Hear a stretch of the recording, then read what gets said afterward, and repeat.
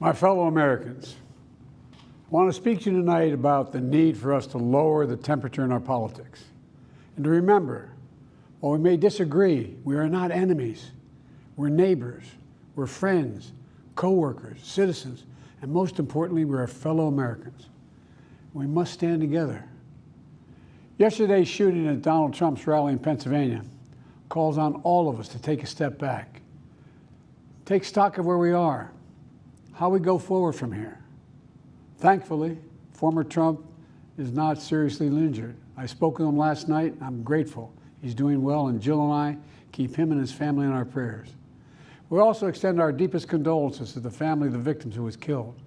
Corey was a husband, a father, a volunteer firefighter, a hero, sheltering his family from those bullets.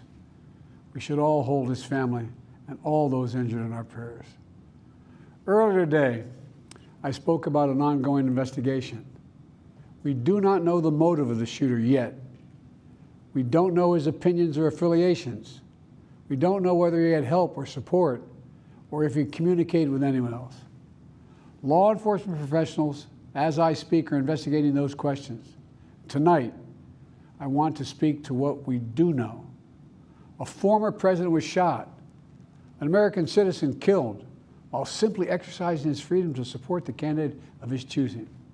We cannot, we must not go down this road in America. We've traveled it before throughout our history. Violence has never been the answer.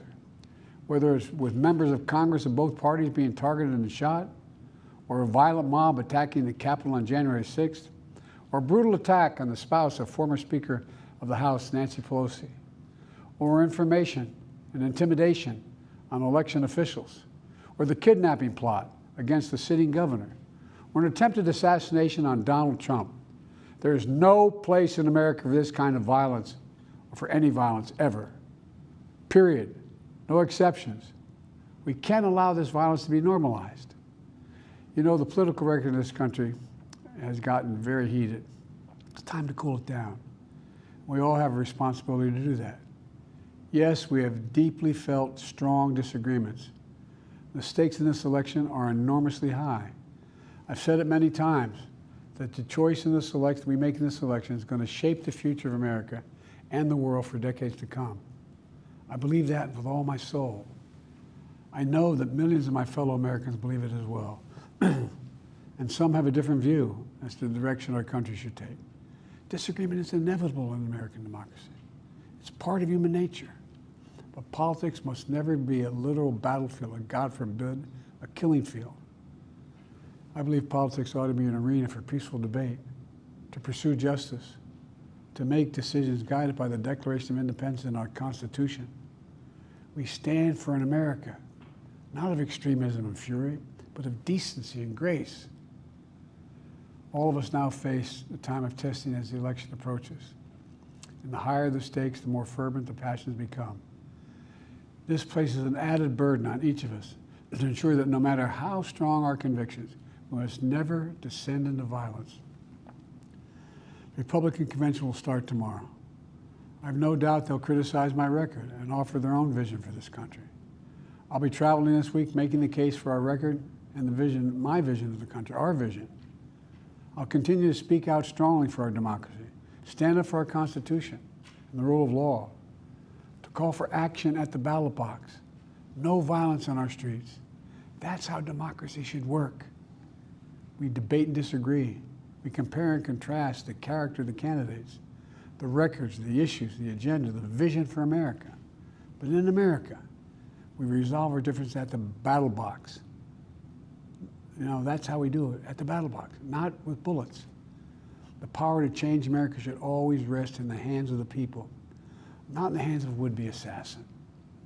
You know, the path forward through competing visions of the campaign should always be resolved peacefully, not through acts of violence. You know, we're blessed to live in the greatest country on earth, and I believe that with every soul, every power of my being. So tonight, I'm asking every American to recommit, to think about it. What's made America so special? Here in America, everyone must be treated with dignity and respect, and hate must have no safe harbor. Here in America, We need to get out of our silos, where we only listen to those with whom we agree, where misinformation is rampant, where foreign actors fan the flames of our division to shape the outcomes consistent with their interests, not ours. Let's remember, here in America, while unity is the most elusive of all goals right now, nothing is more important for us now than standing together. We can do this. You know, from the beginning, our founders understood the power of passion. And so they created democracy that gave reason and balance a chance to prevail over brute force. That's the American we must be. An American democracy where arguments are made in good faith. An American democracy where the rule of law is respected. An American democracy where decency, dignity, fair play aren't just quaint notions, but living, breathing realities. We owe that to those who come before us, to those who gave their lives for this country. We owe that to ourselves. We owe it to our children and our grandchildren. Look, let's never lose sight of who we are. Let's remember we are the United States of America. There is nothing beyond our capacity when we do it together. God bless you all, and may God protect our troops.